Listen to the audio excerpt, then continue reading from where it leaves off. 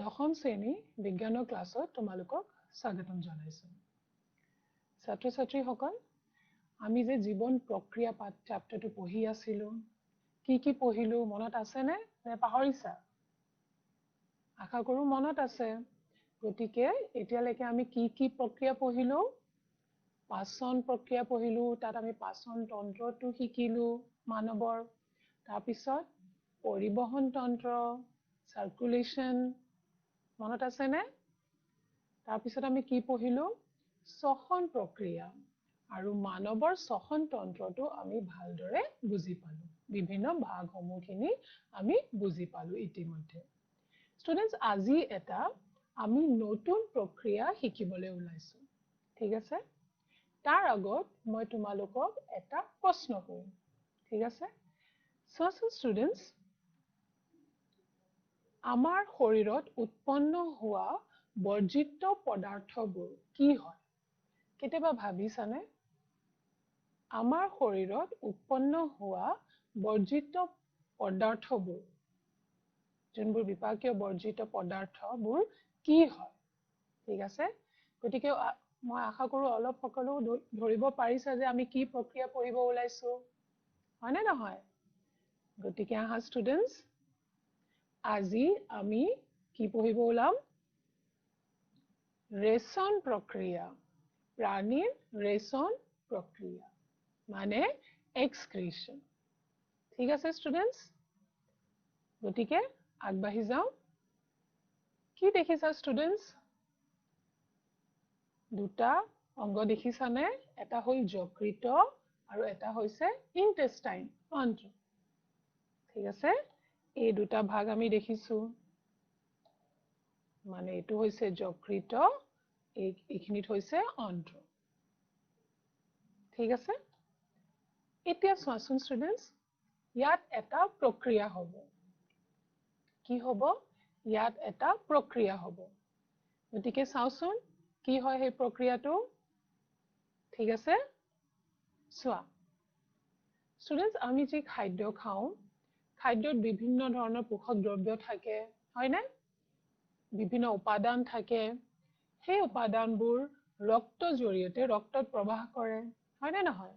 এতিয়া চোৱাচোন খাদ্যত কি থাকে? প্ৰটিন থাকে, কাৰ্বহাইড্ৰেট থাকে, ভাইটামিন থাকে, হয়নে নহয়? গতিকে চোৱাচোন এটা উদাহৰণ। এতিয়া ৰক্তত কি প্ৰবাহ কৰি আছে? প্ৰটিন। আৰু এই প্ৰটিনখিনি কি হ'ব?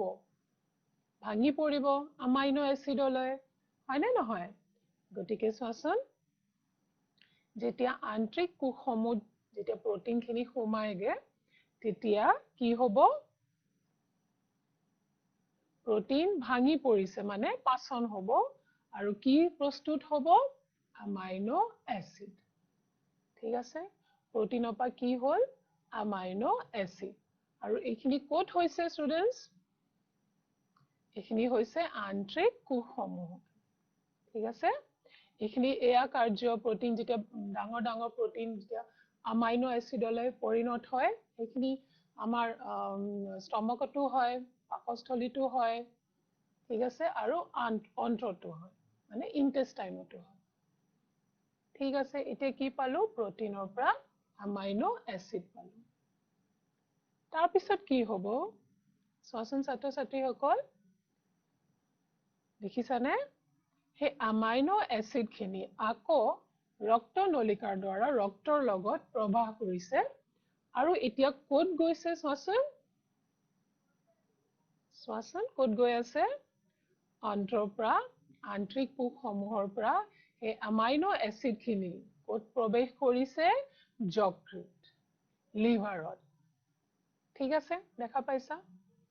ক'ত প্ৰৱেশ কৰিলে? লিভাৰত। এতিয়া চাওচোন আহা, লিভাৰত কি হ'ব? অলপ ভাবিব পাৰিছানে? লিভাৰত এতিয়া কি হ'ব? যকৃতত কি প্ৰক্ৰিয়া হ'ব? আহাচোন চাওঁ।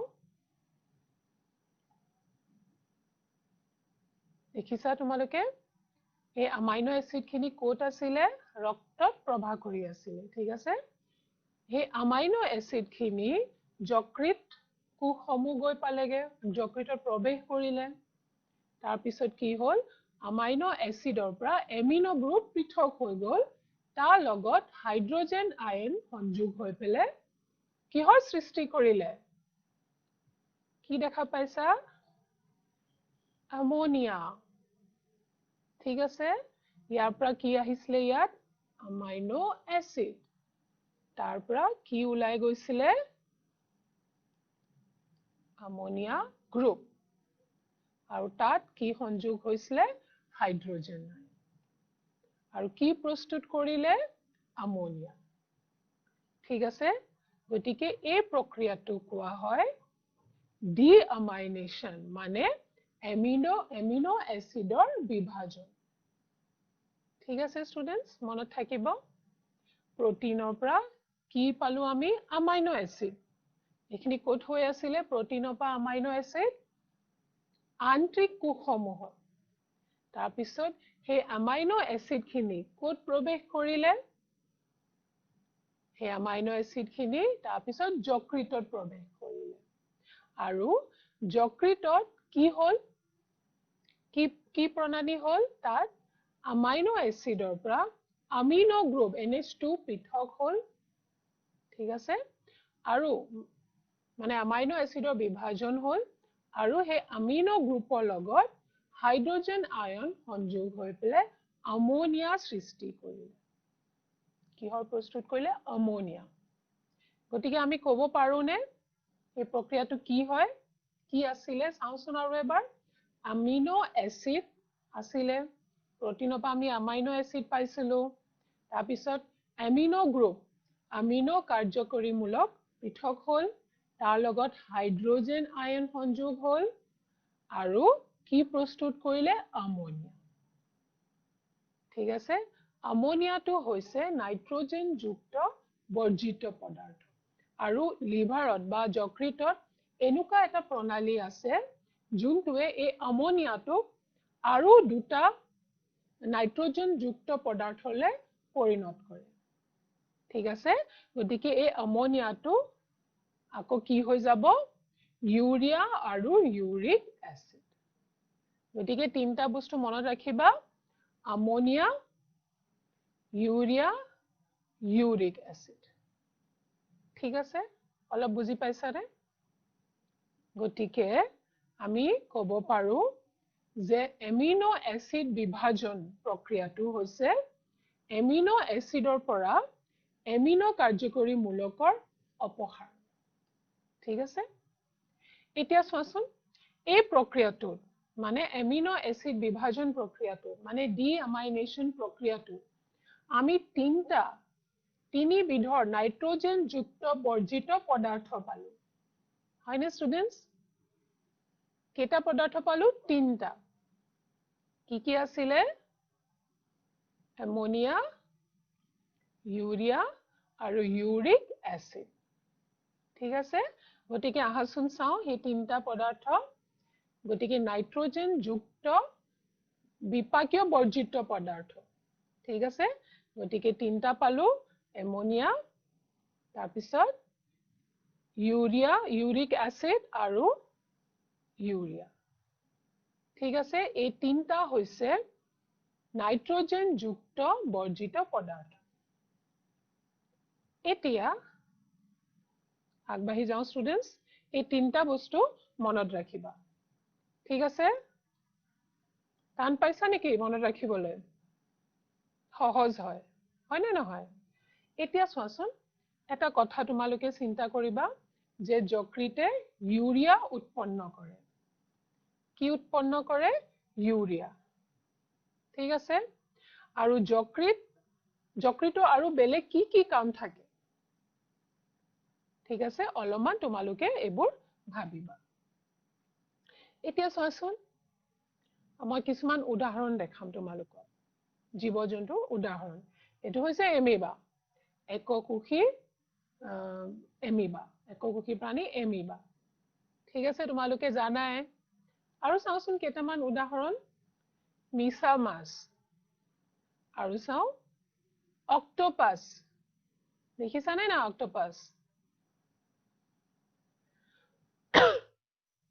তাৰপিছত কেকুৰা ঠিক আছে তাৰ পিছত ঘৰিয়াল আৰু মাছ ছাত্ৰ ছাত্ৰীসকল এই সকলোবোৰ আমি জীৱ জন্তু ছবি যে দেখিছো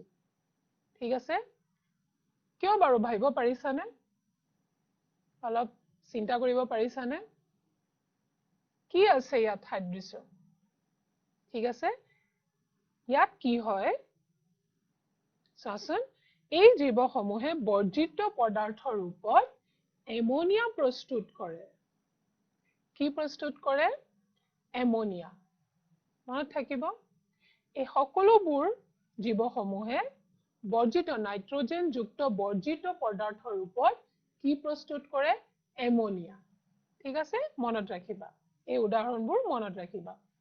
কি প্ৰস্তুত কৰে এমোনিয়া এমিবা মিছা মাছ অক্টোপাছ কেকুৰা ঘৰিয়াল মাছ আৰু কিছুমান উদাহৰণ আছে ঠিক আছে আৰু এটা সমূহ চাওঁ ঠিক আছে আৰু এটা আমি উদাহৰণ চাম এতিয়া আমি দেখি আহিলো এমোনিয়া বৰ্জিত পদাৰ্থ যোনবোৰ প্ৰাণীয়ে প্ৰস্তুত কৰে এয়া চোৱাচোন এয়া কি দেখিছা এয়া হৈছে কীট পতংগ ঠিক আছে পোক পৰুৱা আৰু এটা উদাহৰণ চাওঁ চৰাই কি দেখিছা চৰাই আৰু এটা উদাহৰণ চাওঁ এয়া হৈছে চৰাই তাৰ পিছত জেঠী গতিকে এই সকলোবোৰ প্ৰাণীয়ে কি প্ৰস্তুত কৰে সকলোবোৰ জীৱসমূহে ইউৰিক এচিড প্ৰস্তুত কৰে উৎপন্ন কৰে ইউৰিক এচিড হৈছে নাইট্ৰজেন যুক্ত বৰ্জিত পদাৰ্থ আৰু উদাহৰণ হৈছে কীট পতংগ চৰাই জেঠী ইত্যাদি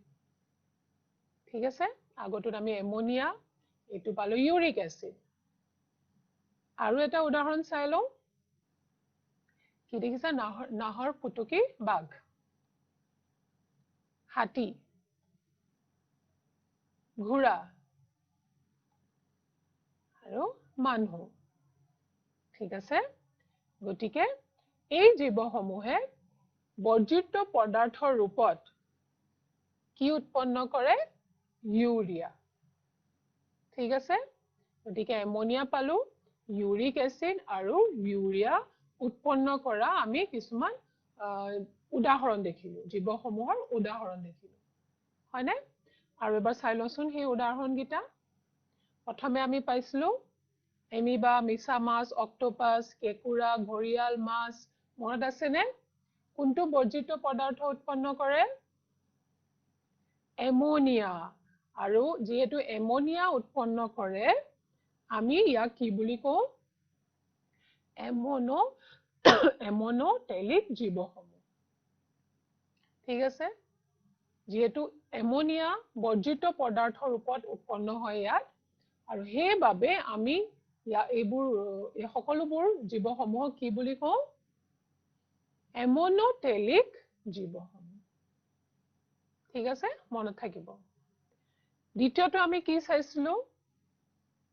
কীট পতংগ চৰাই জেঠী এইবোৰে কি প্ৰস্তুত কৰে ইউৰিক এচিড আৰু যেহেতু ইউৰিক এচিড প্ৰস্তুত কৰে এইবোৰক কি বুলি কোৱা হয় ইউৰিকোটেলিক জীৱসমূহ ইউৰিক এচিডৰ পৰা ইউৰিকোটেলিক আমোনিয়াৰ পৰা আমোনোটেলিক আৰু এতিয়া কি থাকিলে কোনটো উদাহৰণ থাকিলে আহাচোন চাও গতিকে আমি দুটা পালো আমোনোটেলিক ইউৰিকোটেলিক ঠিক আছে আৰু তৃতীয়টো উদাহৰণ আছিলে নাহৰ ফুটুকি বাঘ হাতী ঘোঁৰা মানুহ ইত্যাদি যোনবোৰে কি উৎপন্ন কৰে বৰ্জিত পদাৰ্থৰ ৰূপত কি উৎপন্ন কৰে ইউৰিয়া যেহেতু ইউৰিয়া প্ৰস্তুত কৰে আৰু সেইবাবে ইহঁতক কি বুলি কোৱা যায় ইউৰোটেলিক ঠিক আছে এমোনোটেলিক ইউৰিকোটেলিক আৰু ইউৰোটেলিক গতিকে আমি মানুহ ক'ত পৰো আমি হয় ইউৰোটেলিক ঠিক আছে এইটো কথা মনত ৰাখিবা এতিয়া আহাচোন চাও আমি স্তন্যপায়ী প্ৰাণীৰ ৰেচন তন্ত্ৰ মেমলছৰ ঠিক আছে এই তন্ত্ৰটো আমি চাও গতিকে তন্ত্ৰ এটা দেখা পাইছা তোমালোকে মাজত এটা তন্ত্ৰ দেখা পাইছা নে এটো হৈছে ৰেচন তন্ত্ৰ এতিয়া আমি ইয়াৰ ভাগসমূহখিনি চাম ভালদৰে বুজিবলৈ চেষ্টা কৰিম ঠিক আছে গতিকে আহাচোন চাও এটো হৈছে ৰেচন তন্ত্ৰ মানুহৰ ৰেচন তন্ত্ৰ ঠিক আছে গতিকে মানুহৰ ৰেচন তন্ত্ৰটো অধিক উন্নত কিয় কাৰণ ই বহুকোষী প্ৰাণী ঠিক আছে বহুকোষী এটা কোষেৰে গঠিত নহয় বহুকোষী আৰু চোৱাচোন এই আকৃতিটো দেখিছা দুটা এয়া দেখিছানে এই এজোৰ গতিকে এয়া কি হৈছে এয়া হৈছে তন্ত্ৰটোত এজোৰ বৃক্ক থাকে ঠিক আছে মানে দুটা কিডনি থাকে গতিকে এতিয়া আমি চাও ই পেটৰ কোড অৱস্থিত ই পেটৰ গহ্বৰত অৱস্থিত আৰু ৰাজহাড়ৰ দুইফালে ঠিক আছে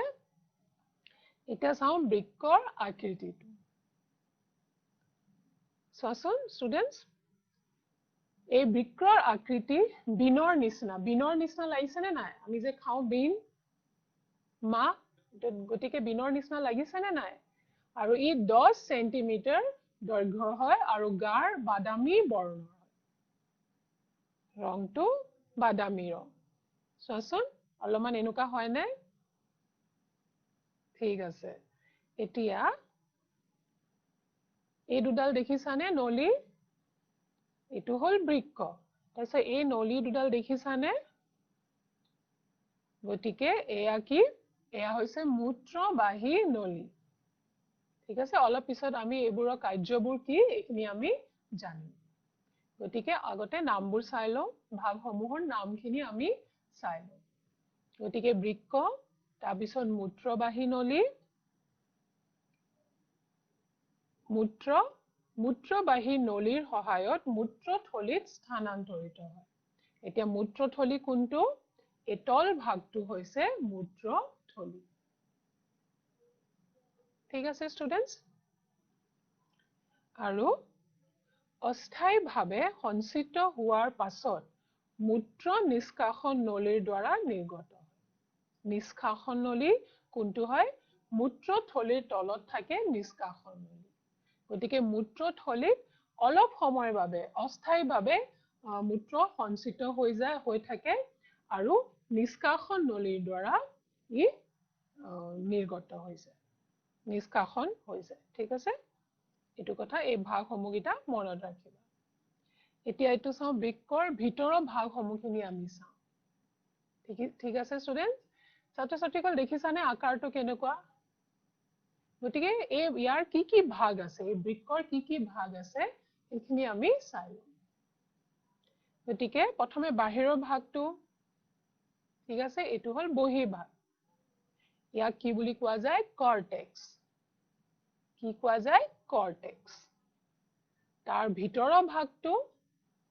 তাক কি বুলি কোৱা যায় মেডুলা ঠিক আছে গতিকে বাহিৰৰ ভাগটো হৈছে কৰ্টেক্স ভিতৰৰ ভাগটো হৈছে মেডুলা তাৰ পিছত এটো হৈছে এটা ৰক্তনলিকা এটো হৈছে ৰিনেল আৰ্টাৰি বা বৃক্ক ধমনী আৰু বৃক্ক ধমনীয়ে কি কৰে অক্সিজেন যুক্ত ৰক্ত কিডনিলে লৈ যায় ঠিক আছে আৰু এটো হৈছে ৰিনেল ভেইন মানে বৃক্কশিৰা কাৰ্যটো কি হয় কাৰ্বন ডাই অক্সাইড যুক্ত তেজ কিডনিৰ পৰা বাহিৰলৈ ঠিক আছে ষ্টুডেন্টস এতিয়া চোৱাচোন এই তল ভাগটো জিলিকি থকা ভাগটো দেখিছানে এই ভাগটো হৈছে মূত্ৰবাহী নলী ইয়াৰ দ্বাৰা মূত্ৰটো পাৰ হৈ যায় এটো হৈছে মূত্ৰবাহী নলী ঠিক আছে ষ্টুডেন্টস এতিয়া আমি হে মেডুলা ভাগটো মানে ভিতৰ বাহিৰৰ ভাগটো আছিলে কৰ্টেক্স তাৰ ভিতৰৰ ভাগটো আছিলে মেডুলা গতিকে মেডুলাত আমি ত্ৰিভুজ আকাৰৰ কিবা আমি গঠন দেখিছিলো হয়নে বা পিৰামিডৰ নিচিনা কিবা আমি গঠন দেখিছিলো গতিকে ইয়াক কি বুলি কোৱা হয় ইয়াক কোৱা হয় ৰিনেল পিৰামিড বা বৃক্ক পিৰামিড ঠিক আছে অলপমান পিৰামিডৰ নিচিনা হয়নে দেখা গতিকে এয়া হৈছে ৰিনেল পিৰামিড বা বৃক্ক পিৰামিড গতিকে আমি কি ভাগ দেখিলো আমি ইয়াত দেখিছো কৰ্টেক্স মানে বাহিৰৰ ভাগটো হৈছে কৰ্টেক্স তাৰপিছত ভিতৰৰ ভাগটো হৈছে মেডুলা তাৰপিছত আমি ৰক্তনলিকা কিছুমান দেখিলো কি দেখিলো তাৰপিছত আমি পিৰামিড দেখিছো মানে মেডুলা ভাগত কি থাকে বৃক্ক পিৰামিড আৰু তাৰপিছত আমি কি দেখিলো কিছুমান ৰক্তবাহী নলিকা বৃক্ক ধমনী আৰু বৃক্ক শিৰা ঠিক আছে মনত থাকিব গতিকে এই ভাগটো এই বাহিৰৰ ভাগটো হৈছে কৰ্টেক্স ভিতৰৰ ভাগটো মেডুলা এটো হৈছে বৃক্ক ধমনী বৃক্ক শিৰা তাৰপিছত মূত্ৰবাহী নলী ঠিক আছে ষ্টুডেন্টস আগবাঢ়ি যাও এতিয়া চাওঁচোন এই ভাগটো যে জিলিকি আছে দেখা পাইছানে স্ক্ৰিনত মানে আমি এতিয়া এই ভাগটো চাম ঠিক আছে এই ভাগটোনো কি হয় গতিকে ইয়াৰ আকাৰ ইয়াৰ গঠনটো আমি চাম দেখিছানে অলপমান গতিকে ইয়াত কি থাকে এনেকুৱা কিছুমান আমি আকৃতি দেখিছো এনেকুৱা এটা তাৰপিছত দুটা তেনেকুৱা বহুতো থাকে গতিকে এয়ানো কি হয় এইখিনি আমি এতিয়া বুজিবলৈ চেষ্টা কৰিম গতিকে এয়া হৈছে নেফ্ৰন গতিকে নেফ্ৰনৰ ভাগসমূহখিনি চাওঁ গতিকে আমি অলপ আগত পঢ়ি গৈছো ওপৰৰ ভাগটো কিডনি ওপৰৰ ভাগটো হৈছে কৰ্টেক্স তাৰপিছত আমি ধমনী শিৰা কথা পঢ়িছিলো হয়নে মেডুলা ভাগটো পঢ়িছিলো সংগ্ৰাহী নলিকা গতিকে এই ভাগটো যে আমি দেখিছো এটো হৈছে নেফ্ৰন যোনটো কিডনিৰ ভিতৰত বা বৃক্কৰ ভিতৰতে আছে গতিকে নেফ্ৰননো কি হয় চাওঁচোন আহা আমি এতিয়া নেফ্ৰনটো ভালকৈ চাওঁ কি হয় আচলতে নেফ্ৰন ঠিক আছে ষ্টুডেন্টস গতিকে আহা চাওঁ প্ৰতিটো বৃক্কতে এনে ধৰণৰ ক্ষুদ্ৰ পৰিস্ৰাৱক গোট থাকে যাক নেফ্ৰন বুলি কোৱা হয় মানে নিযুত পৰিমাণে মিলিয়নছ বহুতো থাকে মানে এটা বৃক্কত নিযুত পৰিমাণৰ মানে মিলিয়ন নেফ্ৰন থাকে ঠিক আছে এইকেইটা কি হয় ক্ষুদ্ৰ ফিল্ট্ৰেশ্যন ইউনিট মানে পৰিস্ৰাৱক গোট ঠিক আছে গতিকে এটো হৈছে নেফ্ৰন গতিকে আমি এতিয়া এটা নেফ্ৰনৰ গঠনটো চাম মই যেটো কৈছো এয়া চোৱাচোন এটো হৈছে এটা নেফ্ৰন তাৰপিছত আন এটা গতিকে এনেকুৱা বহুতো নেফ্ৰন থাকে মানে মিলিয়নছ নেফ্ৰন থাকে গতিকে আমি এটা নেফ্ৰননো কেনেকুৱা হয় সেই তাৰ ভিতৰৰ মানে আকৃতিটো তাৰ গঠনটো আমি এতিয়া চাম প্ৰথমে আমি কি চালো আমি এজোৰ কিডনি তাৰপিছত মূত্ৰবাহী নলী মূত্ৰবাহী থলি এইখিনি চালো তাৰপিছত আমি বৃক্কৰ ভিতৰৰ আকৃতিটো মানে বুজিবলৈ চেষ্টা কৰিলো ঠিক আছে তাৰ ভিতৰতে আছে নিযুত পৰিমাণে নেফ্ৰন গতিকে এতিয়া আমি নেফ্ৰন কি হয় নেফ্ৰনৰ গঠন কেনেকুৱা হয় সেইটো আমি এতিয়া বুজিবলৈ চেষ্টা কৰিম ঠিক আছে ছাত্ৰ ছাত্ৰীসকল গতিকে নেফ্ৰন কি হয় নেফ্ৰন হল বৃক্কৰ এটা গঠনাত্মক আৰু কাৰ্যকৰী একক ঠিক আছে structural and functional unit এটো হৈছে নেফ্ৰন এতিয়া চাওঁচোন নেফ্ৰনৰ আমি ভাগসমূহখিনি গতিকে এটো যে ভাগটো জিলিকি আছে এই ভাগটো হল বাউমেন্স ক্যাপসুল বা রিনেল ক্যাপসুল বুলিও কোৱা হয় ঠিক আছে এটা কাপৰ নিচিনা এটো হৈছে বাউমেন্স ক্যাপসুল বা ৰিনেল ক্যাপসুল বুলিও ইয়াক কোৱা হয় ঠিক আছে তাৰ পিছত এটো হৈছে বাউমেন্স ক্যাপসুল আৰু তাৰ ভিতৰত মানে এই বাহিৰৰ এই ভাগটো হৈছে বাউমেন্স ক্যাপসুল কিন্তু ইয়াৰ ভিতৰত যে আমি এই ভাগটো দেখিছানে এয়া হৈছে ৰক্তজালিকা আৰু ইয়াক কি বুলি কোৱা যায় গ্লোমেৰুলাছ ঠিক আছে বাহিৰটো হৈছে কাপ নিচিনা যোনটো আকৃতিটো হৈছে হেতু আমি কি বুলি কওঁ বাউমেন্স ক্যাপসুল আৰু তাৰ ভিতৰত কিছুমান ৰক্তজালিকা থাকে আৰু তাকে আমি কওঁ গ্লোমেৰুলাছ ঠিক আছে তাৰ পিছৰ ভাগটো চাওঁ গতিকে আমি কি পালো ৰিনেল ক্যাপসুল পাইছো গ্লোমেৰুলাছ পাইছো এতিয়া চাওঁ এই যে ভাগটো জিলিকি আছে দেখা পাইছা এয়া হৈছে ৰিনেল নলী ঠিক আছে এটো কি হৈছে ৰিনেল নলী মানে ৰিনেল টিউবিউল আৰু ইয়াত তিনটা ভাগ থাকে ঠিক আছে ৰিনেল টিউবিউলটো তিনটা ভাগ থাকে গতিকে প্ৰথম ভাগটো হৈছে proximal convoluted tubule proximal convoluted নলিকা আৰু এই ভাগটো হৈছে হেনলেজ লুপ ক্ষীণ পাক হয় থিন লুপ ইয়াক হেনলেজ লুপ বুলি কোৱা হয় আৰু তৃতীয়টো ভাগটো হৈছে এটা যোনটো ভাগ জিলিকি থকা দেখিছা এটো হৈছে ডিষ্টেল কনভলিউটেড নলিকা ঠিক আছে এটো হৈছে ডিষ্টেল কনভলিউটেড টিউবিউল ঠিক আছে মনত থাকিব এই তিনটা ভাগ গতিকে এই প্ৰথম ভাগটো এইখিনি হৈছে প্ৰক্সিমেল কনভলিউটেড টিউবিউল আৰু এইখিনি হৈছে ডিষ্টেল কনভলিউটেড টিউবিউল আৰু এই দুটা কিহৰ লগত সংযোগ হৈ আছে এটো সংযোগ হৈ আছে হেনলেজ লুপৰ লগত ঠিক আছে এতিয়া এয়া হৈছে হেনলেজ লুপৰ লগত সংযোগ হৈ আছে আৰু এতিয়া যোনটো ভাগটো জিলিকি আছে এটো হৈছে সংগ্ৰাহী নলিকা ষ্টুডেন্টস এতিয়া যোনটো আমি এইখিনি দেখিছো এই হালধীয়া ভাগখিনি এইখিনিহে হৈছে ৰিনেল টিউবিউল ঠিক আছে তাৰ লগত যোনবোৰ এইবোৰ ৰঙা বা নীলা আঁচবোৰ দেখিছা এইবোৰ ৰক্ত নলিকা হয় ঠিক আছে এইবোৰ ৰিনেল টিউবিউল নহয় এইবোৰ হৈছে ৰক্ত নলিকা এতিয়া চাওঁ গতিকে এতিয়া আমি দেখিলো সংগ্ৰাহী নলিকা এতিয়া মূত্ৰ উৎপন্ন হোৱা কিছুমান স্টেপস থাকে কিছুমান পৰ্যায়সমূহ থাকে গতিকে সেই স্টেপসখিনি চাওঁ এতিয়া ইয়াত চোৱাচোন এই ভাগটো হৈছে প্ৰক্সিমেল কনভলিউটেড টিউবিউল এই ভাগটো হৈছে ডিষ্টেল কনভলিউটেড টিউবিউল আৰু এটো হৈছে হেনলেজ লুপ আৰু এইখিনি এই ভাগটো এইবোৰ হৈছে ৰক্ত নলিকা এতিয়া মূত্ৰ উৎপন্ন হোৱা তিনটা স্টেপ আছে তিনটা পৰ্যায় আছে গতিকে প্ৰথমটো হৈছে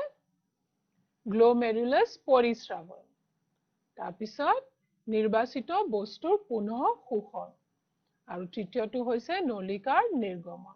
গতিকে এই তিনটা প্ৰক্ৰিয়া আমি ভালদৰে চাওঁ ভালদৰে বুজো গতিকে এইটো হৈছে ৰক্তনলিকা এয়া কোনটো আমি ৰক্তনলিকা নামটো অলপমান আগতে পঢ়িছিলো এয়া হৈছে বৃক্ক ধমনী ঠিক আছে গতিকে বৃক্ক ধমনীৰ যোগেদি ৰক্তত কি প্ৰভাৱ কৰে বিভিন্ন গেছ থাকে তাৰ পিছত পোষক দ্ৰব্যসমূহবোৰ থাকে হয়নে গতিকে হেয়া কলৈ গৈ আছে চোৱাচোন দেখিছা তোমালোকে বাউমেন্স ক্যাপসুলৰ ফালে গৈ আছে ঠিক আছে গ্লোমেৰুলাছ এই ভাগটো কয় ভিতৰৰ ভাগটো কোৱা যায় গ্লোমেৰুলাছ আৰু তাৰ পৰা এতিয়া ফিল্টাৰ হ'ব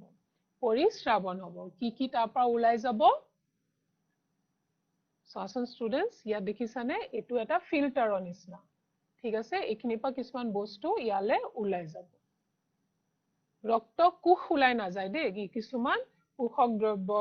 গ্লুকোজ এমিনো এসিড পানী আৰু ইউৰিয়া মানে ইউৰিয়াটো হৈছে নাইট্ৰজেন যুক্ত বৰ্জিত পদাৰ্থ সেই বস্তুখিনি ইয়াত পৰিস্ৰাৱন হৈ যাব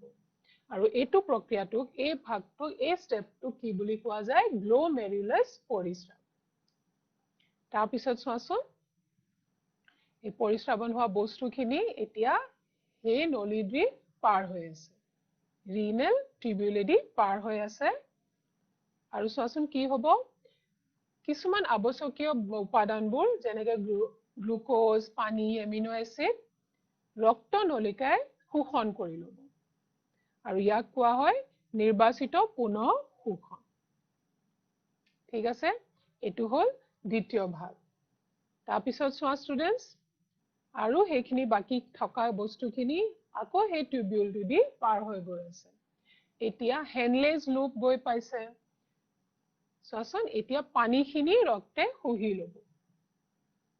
দেখা পাইছা তাৰপিছত কিছুমান লৱণ আকৌ শুহি লোৱা হ'ব কিছুমান আৱশ্যকীয় লৱণ আৰু এতিয়া যোনখিনিত গৈ পাইছে মানে distal convoluted tubule কি হ'ব তাত থকা এই ৰক্ত নলীৰ পৰা কিছুমান বস্তু এই টিউবুলত সোমাই পৰিব যেনেকৈ আয়ন হাইড্ৰোজেন আয়ন ঠিক আছে আৰু এই প্ৰক্ৰিয়াটো কি বুলি কোৱা যায় টিউবুলাৰ ক্ষৰণ ঠিক আছে ষ্টুডেণ্টছ মনত থাকিব এই তিনিটা ষ্টেপ আৰু ইউৰিয়া আৰু অন্য আৱৰ্জনীয় পদাৰ্থবোৰ সংগ্ৰাহী নলিকা আৰু মূত্ৰবাহী নলীৰ মাজেদি পাৰ হৈ যায় যি অস্থায়ীভাৱে মূত্ৰথলীত ইয়াক অস্থায়ীভাৱে মূত্ৰথলীত ৰখা হয় আৰু ইয়াৰ এতিয়া মূত্ৰ বুলি কোৱা হয় ঠিক আছে এতিয়া সংগ্ৰাহী নলীৰ দ্বাৰা পাৰ হৈ গৈছে গতিকে এয়া হৈছে মূত্ৰ উৎপন্ন হোৱা প্ৰক্ৰিয়া ঠিক আছে ষ্টুডেণ্টছ মনত থাকিব এই তিনিটা ষ্টেপ যোনকেইটা আমি পঢ়ি আহিলো আৰু এতিয়া মূত্ৰথলীত চাওঁ তাৰ আকাৰটো এয়া দেখিছানে ষ্টুডেণ্টছ এয়া হৈছে মূত্ৰবাহী নলী এয়া হৈছে মূত্ৰথলী আৰু এয়া নিষ্কাশন নলী মূত্ৰ নিষ্কাশন নলী আৰু ইয়াত দুটা স্পিনষ্টাৰ পেশী থাকে স্পিনষ্টাৰ মাসল থাকে অন্তঃস্পিনষ্টাৰ আৰু বহি ঠিক আছে ষ্টুডেণ্টছ গতিকে আজি ক্লাছটোত আজি আমাৰ এই ক্লাছৰ লগতে আমাৰ জীৱন প্ৰক্ৰিয়া চেপ্টাৰটো শেষ হৈছে গতিকে ইয়াত আমি কি পঢ়িলো প্ৰথমে আমি পাচন প্ৰক্ৰিয়া পঢ়িলো তাৰপিছত পৰিবহন তাৰপিছত শ্বসন আৰু আজি আমি কোনটো প্ৰক্ৰিয়া পঢ়িলো ৰেচন প্ৰক্ৰিয়া ঠিক আছে গতিকে আশা কৰো যে আজি ক্লাছটোৰ পৰা তোমালোকে বুজি পাইছা আজিলৈ ধন্যবাদ